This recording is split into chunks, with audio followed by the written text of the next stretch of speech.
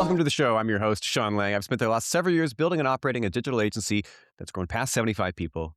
And I've got some opinions, I've got some thoughts, I've learned some things over the years. But just before we get into the episode here, just a reminder we've got a free community with tons of helpful agency resources because it's a hard game to run.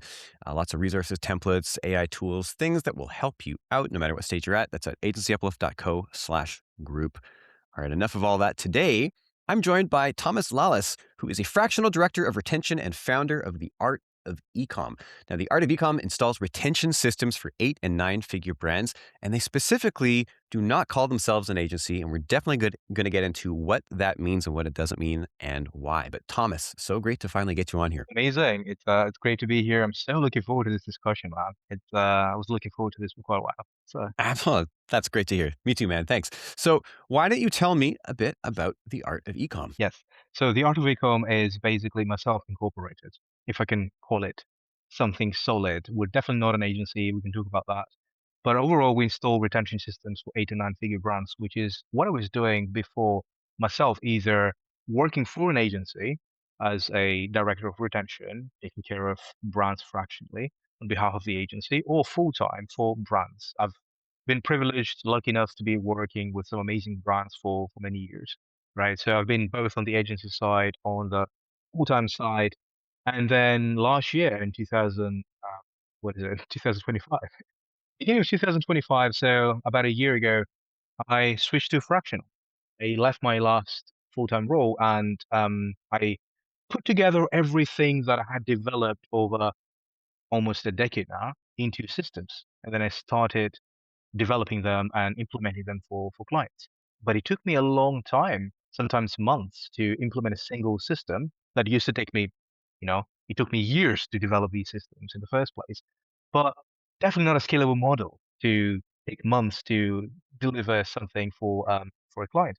And eventually, I started codifying everything into a system that can become a software and processes and AI processes as well to make things faster. Then I started hiring people to do this on behalf of me. And right now, basically, there are 3 people in the team that are, I would say, the perfect clone of mine. So whatever I would do, now they do it enabled by SOPs, by software, by AI processes. They do it way faster. It used to take me months. Now it takes them 5 days. They do it way better than I did. And the results are actually stronger than before. So overall, I've kind of cloned myself, and I could theoretically teach you what I do and how we do things in a week, and then you could install a system for a 9 figure brand, and they can see an uplift in profit that results into millions of additional profit. So it's a beautiful place, but it doesn't have a name. So maybe you can be my therapist today and help identify what's the right name for what we're doing, because we're not an agency. We don't offer the typical services that an agency does, right? We don't have retainers, and I don't know how to define it. It just, yeah, we can find a name maybe by the end of this session. So you're not retainer based. You basically charge a project rate. Yes. So depending on what they need, it could be a 30-day system, right? Somebody buys for the first time, and then 30 days later, the goal is for them to buy a second time. We maximize that output, a second order, because the more people that buy a second time, the more people will be available, ready to commit to a third time, a fourth time, an nth time. There is a waterfall effect, a compounding effect in subscribers or buyers buying a second time within 30 days. So this is what we focus on, and this is our bread and butter. Now, some brands, they might need a full 90-day system, an RFM-based system for the whole customer base. So depending on how that looks like, the project might start at 30K, 60K, 120K. There might be performance incentives, but it is usually a one-off thing or like a payment plan. But once things get executed, or once things get installed, there's no ongoing revenue for us. And maybe this is the downside. There's no ongoing fee. There's no contract in place. We just wave them goodbye. We might introduce them to an agency that takes care of things after that point, and then we move on to the next project. But because we charge upfront what a typical agency would charge for months, we can get to basically have this natural churn, that typically agencies are getting paid every month. So it is a different business model. I'm not sure if it's perfect, but it helps us avoid certain, I would say, bottlenecks that agencies have. Hmm. For example, things that I didn't enjoy myself and I wasn't looking forward to doing, like customer requests, client requests like last minute. Hey, let's do that. Or, something happening and they might call you on Saturday, like, hey, this has happened. I need a solution to this. Or, hey, this doesn't look right. Please fix it. Or giving feedback late, and then having to fix things and then things piling up eventually. Or having to scale an agency where you need to hire more people to scale that, but there are not that many A-list players out there, and eventually your quality starts declining as you start growing the agency. Or a lot of custom stuff that basically you have to think from the start, how do I solve this problem? We came in and we solve a specific problem with a specific process that I've perfected over the years, and it's the winning process that took me, I don't know, a ton of A/B tests to eventually find the winning formula. And now we are personalizing this, the winning formula for our clients. So no politics, no Slack access that eventually ends up, distracting you too much. Instead of doing something productive, you end up replying to messages. So all these things that a typical agency has to deal with day in and day out, managing a lot of people, we don't have that. My team members, they do their thing. I don't manage them really. They're independent, right? I close the deals and then they take care of everything as if I would take care of it, right? So somebody closes a deal because of me and my team is basically even maybe better than I was in the past, right? So yeah, I don't quite know, but I really didn't enjoy having all these politics and Slack access and last minute requests and all the custom stuff and the panics, like the Black Fridays, all these things. Oh And I yeah. told myself that's the last Black Friday, that's the last time I'm getting an angry client, and yeah, things are way better. Like mentally, I'm doing really well. That's the important part. Like I You seem enjoy this, so or my team happy. enjoy this. You seem so happy. I genuinely am. I'm a happy person, but overall, I don't have any client-related negative energy because of the way we approach business, Mhm. and that is a huge upside. I think this is really interesting. So what I'm kind of hearing here is you do operate like a project-based agency, but I think that the fact that you are so vocal about not being an agency means that you get to define what the experience is. Because if you call yourself an agency, people come in with expectations right away.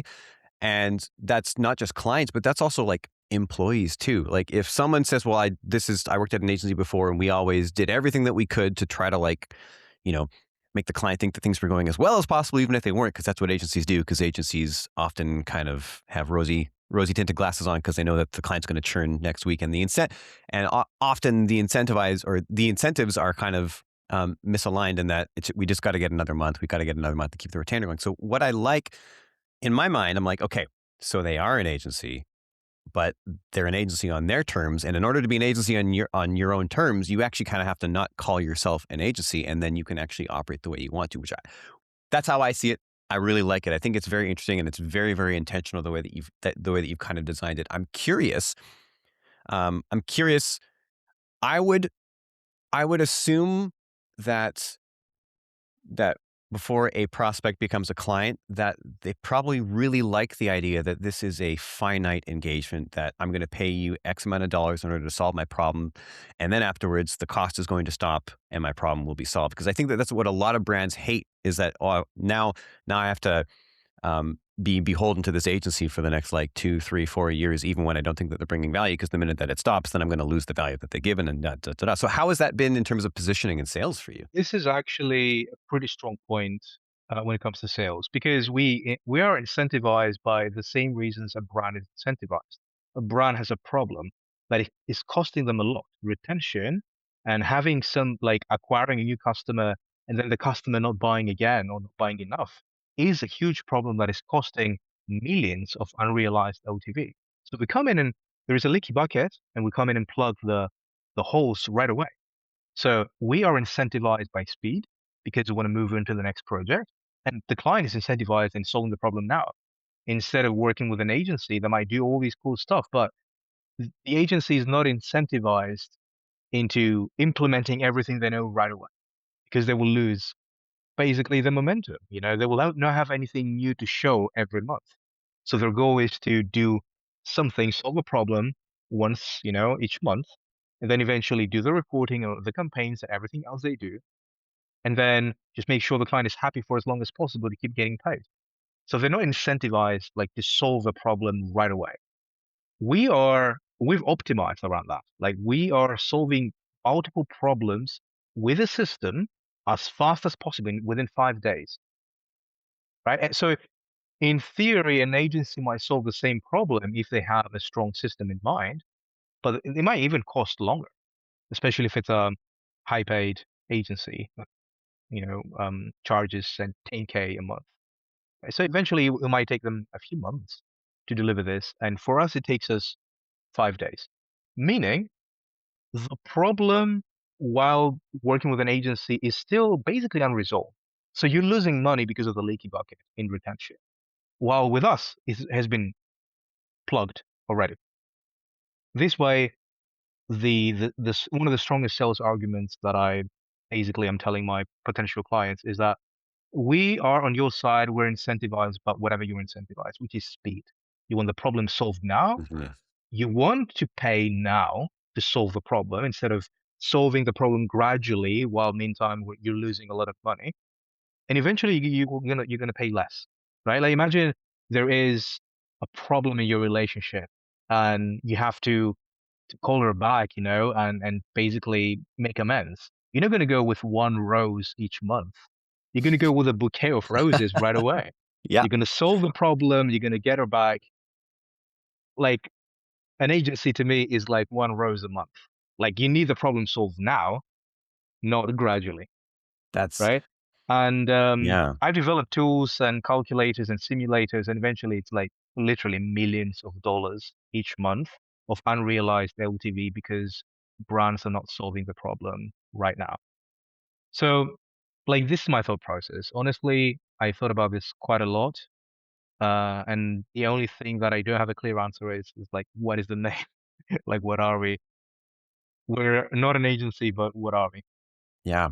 I would imagine that also offering service in this way and positioning yourself this way probably filters out a lot of like poor fit clients because you are filtering for people who have big enough problems that they are willing to invest money in solving and they need them solved quick. So you're removing probably 80% of the wasted time in circling the drain with sales conversations with people who are never going to buy anyway. Like how is your client quality? I would assume that it's pretty high. Yeah.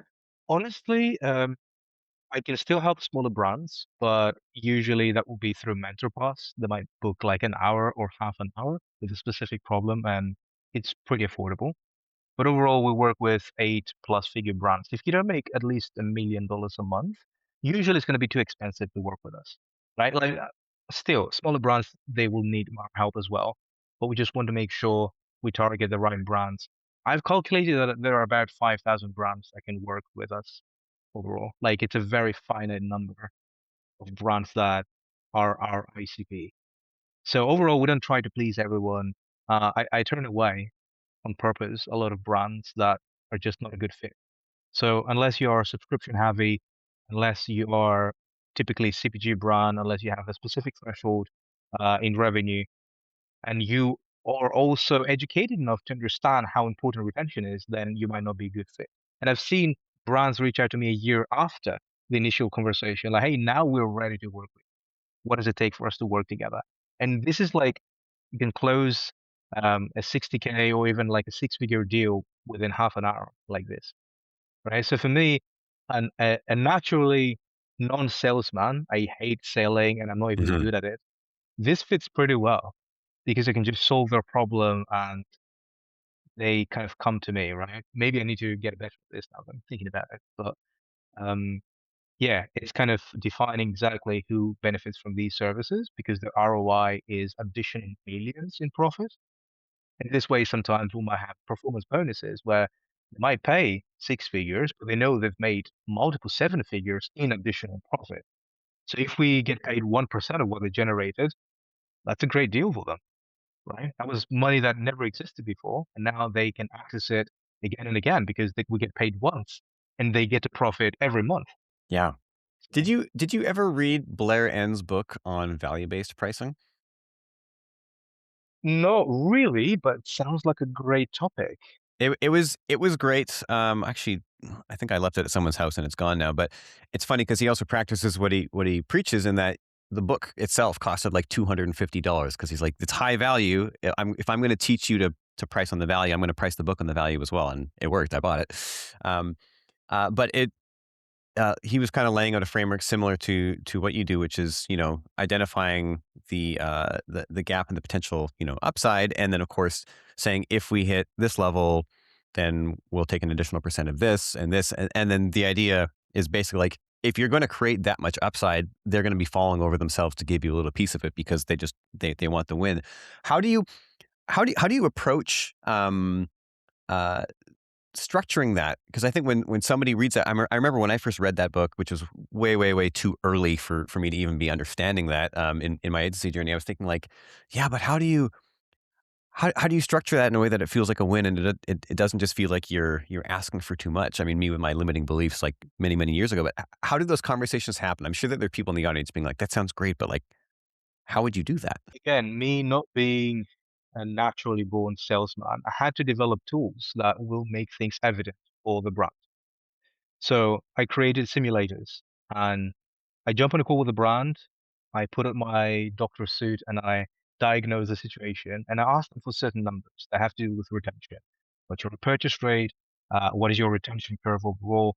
What is your CAC? Calculating LTV, calculating the cohorts. And eventually I create a diagram automatically that shows them where they are right now. And then I show them if they improve retention by 10%, which is typical working with us especially, we see an uplift in retention pretty fast. So even by improving by very normal rate of 10% retention, because of the compound effect, it shows right away how much they're losing if they don't fix retention right now. And they usually, I'm not preparing this, in advance. I just jump on a call, I create a new spreadsheet, I run the simulation, I show them the back end of how the math is working, they confirm that this is right, and then they see how many millions they're losing Hmm. because they're not fixing the problem. So when you see that you're losing millions and there's just a very feasible 10% improvement that somebody is willing to help you develop, especially, since I've written a book, I've worked with many great brands, I have a following on LinkedIn, there is some kind of trust in my face on people. And overall, it looks like, yeah, I can deliver this promise. So by looking at the millions of dollars lost in profit, comparing 30K, 60K, 100K actually doesn't feel that much. So typically, when a brand is bigger and they don't have optimized retention, this is the easiest deal for me to close and the most profitable one as well. Because I can Yeah. show them, I can make the invisible loss of money that they would never otherwise see, unless you have like a simulator. You can't see the money you've lost that haven't made it in your bank account because you haven't fixed the problem, which maybe you didn't know existed, or you knew existed, but you didn't know the volume, how big it is. I Hmm. make it visible. And you're like, oh, interesting. I didn't know it was that big of a problem. And all I do is just pull the numbers in, I show them the retention curve, and I increase things by 10%, and eventually there's a waterfall effect and just does the selling for me. Yeah. Right. So That makes a lot of sense. yeah, overall, like I've consulted many businesses and many freelancers, many services, and every single time I ask them, how can you quantify what you're building in terms of return, profit, LTV? Somebody approached me and they're offering fractional customer um, services, right? So they have a team of people all over the world and you can hire them at a fraction of a typical cost of an in-house customer service team that keeps increasing and they take care of your tickets and everything else. And you might be expecting to pay as little as possible because you might have somebody from the Philippines to take care of your tickets. So I told them basically calculate what the increase in LTV is when somebody is having a satisfied experience by reaching out to customer service, getting a fast response, a great response, and calculate. The LTV of people that have an unresolved request, that have a negative request, a negative experience, that don't reach out to customer service, and people that reach out to customer service and have a great experience. Like calculate the LTV of all these people, and then showcase with numbers how the LTV increases when somebody has a great experience of customer service. Now, this way, by calculating the amount of tickets the brand gets, eventually you can calculate the total ROI for the brand. So moving everything back into profit. That's what I always tell my mentees to do. Because this way you can show realistically how valuable you are, and your service looks like a fraction of the total cost that they didn't know they had because their operation was not dialed in, Mm. right? So anything agencies do, I would recommend switching to value-based pricing. As you said, I'm really looking forward to reading the book. Because if you call yourself an agency, yes, there is a a notion, a preconceived notion of how much you're likely to budget for an agency. But you're basically budgeting deliverables, in our case, emails, reporting, things like that. It's a race to the bottom. Claude can do this maybe better right now. But value-based pricing, when people know there's a problem, you're fixing it fast, and here is the return that you get to benefit again and again without having to pay. It's pure margin. You sacrifice margin once and you still get paid, then it's pure margin forever. So that's my approach overall. I love it. You laid out the clear framework. That's awesome. That'll be super, super helpful. I'm I'm really curious, back to, sort of the unique approach of, the art of e-com, uh, and the unagency of it all. I'm curious, what did you experience in the industry prior to starting the art of e-com that sort of led to you taking this very intentional approach? I mean, there's often a handful of things that make you go, "Ah, I'm never doing that. We're gonna do this, or we're gonna be different." I'm curious, what happened? What did you experience that led you to really drawing this line in the sand and saying, like, "We're not an agency?" I'm gonna get personal here, and it's okay. It has to do with my emotional state, my mental state, me being able to enjoy time with my family. I had some negative experiences, both working as an agency and also working full time, where the bosses, the employee, like the people in charge, were not the best. I would spend the weekend thinking about what just happened and that I need to work to solve the problem while instead of spend time with my son, Mm, right? Or I mean, actually, when this happened, I didn't have a son, but he was about to get born, right? So I'm like, do I want to be a father that is totally absent and just thinking about work all the time because I'm too available? No, really. So it was mostly like, who do I want to be in the future for my family, and what model serves that? Definitely the hectic Black Friday model, the hectic, all this happened, it needs to be fixed right now. I don't care if it's a Saturday. That kind of model didn't really work. And also, I'm not very happy when I have to manage people. I want them to be independent and to do their thing and do it with the attention to detail that I have.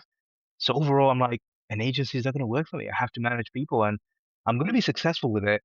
And then the problem will keep piling up. I'll have to hire more people. And eventually I'm going to use the words of a friend of mine that has a very successful agency. I'm going to have these golden handcuffs. Like he can't step away, he said, from mm. the agency because right now all these people and all these brands depend on him and he can't really step away. For me, I'd rather develop intellectual property and something that I can maybe sell in the future because there's infrastructure, systems, software, there's this IP that I've created that is a unique system. I can sell this. I've already actually unofficially had a discussion about potentially selling this to somebody that you sure know. So that was the goal. It was not a business related goal. It was not me maximizing profit, but it was mostly about my sanity and about me spending time with my family, right? So then I rationalized it with business outcomes and with profit and some other stuff that to make it work. But overall, mainly was me and my mental health and my family and being present there. that maybe decide to develop a model like this. In essence, it has to do with my mental, um, you know, state and just mentally being able to to switch off and being there for my family. And then I rationalized it with business outcomes, scalability, being able to develop software, intellectual property that I can sell, and I can exit, right? Instead of being handcuffed in a situation where I can't really remove myself, Yeah. which my business owner, with my agency owner friend said that he's in this situation, right? So yeah, that was in essence my answer. I think that's fantastic, and I mean, it doesn't surprise me. Again, you're a very methodical and sort of intentional person. One mistake that I made in the early days that like a lot of agency owners make, and that a lot of my coaching clients make as well, is this idea of like it's just for now. I'm just going to do all of these things for now. I'm going to build the agency or the business or the unagency around me doing all of these things for now. But the problem is you're creating a system that relies on you to continue to do that thing or all those things that you do now. And I remember even I think I was listening to a podcast years ago, and the person was making the point, which I feel like until you felt the pain, it doesn't really seem real. But the idea was if you are going, if you're building something based on you doing an inordinate amount of work now that you don't want to do later, you're just training the system to continue to rely on you to do that forever. And so I really love that you said to yourself, I don't I can't be doing this because I have a baby coming. I have a family. My family needs me. So I need to basically design for now what the future will be. Otherwise, that's the way it's always going to be. So kudos to you and everyone listening who is saying it's just a season, it's just for now. Trust me, just for now or just for the next month becomes 3 months, becomes 6 months, becomes like 5 years. And you'll look back 5 years being like, this was only supposed to be for 3 months. And I've been doing 12-hour days for the last 5 years. And I've been also expecting my team to have the same thing. And everyone keeps quitting. Why do people keep quitting? Well, it's because you treat them like you treat them like an expendable resource. You're just trying to mine and get everything out of them. And then eventually they say, oh, I don't want to do this. I'm going to leave. And guess what? You as the founder and the owner, you can't leave. You're stuck. You're trapped. So you're going to be in this position forever. Not to be all doom and gloom, but just to highlight, do what Thomas did and be very, very intentional and say, this is this is not how I want things to be in the future. Therefore, this is what I'm going to design for the today, for the here, and for the now. This is a great summary. Honestly, can I also add a an additional note to this, which Please, will probably add a bit of more nuance in the situation, which might not be the right way for everyone listening, but still, for me, this is the right way and maybe the only way. So it's my team is quite the opposite of expandable. They are actually prepared to become business owners because I realized early on that I had to let go of the notion that I'm the best and only I know how to do the thing and everybody else would do it worse than me. Actually, it was quite the opposite. My team, enabled by tech and enabled by processes that they created, eventually became faster, better, and the results are, more scalable. So overall, I basically told them that number one, I'm not in here for the money. I don't want to be a gazillionaire. And mathematically speaking, I'm getting to a place where everything's going to be very comfortable for my family, and this is why I do these things. But also at the same time, I have a hard stop. I don't want to be a person that will keep chasing the next million, right? Like the happiness that never arrives. So philosophically speaking, I have a goal that I will actually achieve this year. And after that, I don't care about more, right? So basically, I told my team that, hey, at the end of the year, whether we actually achieve this goal or not, but we likely achieve it, we will reverse the order in here, and we'll have to prepare for this because after that, right now, say I'm getting 80% of the profit, you're getting as a salary 20% of the rest of the profit, right? Like this year's salary, which is great, but I'm getting most of it. But I'm also working like a lot to make sure there are processes in place and scale it. I'm closing the deals and everything else, which is multiple roles. By the end of the year, you will be the bosses, and I will be basically the person that gave you a system, IP. I license you all of that, and I'm still the person doing the thought leadership, bringing in some clients, people recognizing me and coming over, and I will have created all the system that you can benefit from.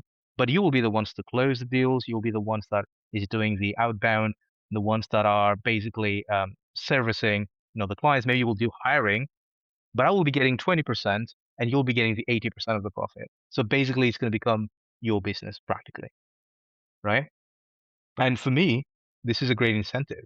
So I promised my wife, and I keep promising her at least once a week, that 2027, I'm going to be spending way more time. I'm going to go part-time basically, because by design, this year is the end of me working as hard as I can, but I'm developing other systems for my team to take over after that. And I notice every day that there are certain things I didn't expect that they're way better than right? So now I'm doing everything to enable them, but they will be the ones that will scale the business, and they can do whatever they want with the business after that. They Yeah. can hire people, they can scale it, they can offer new products. I would not be the one that will be the boss. I'm done being the boss by the end of the year, right? So Yeah. I think it's quite beautiful and it serves how I want to see my life in the future as well.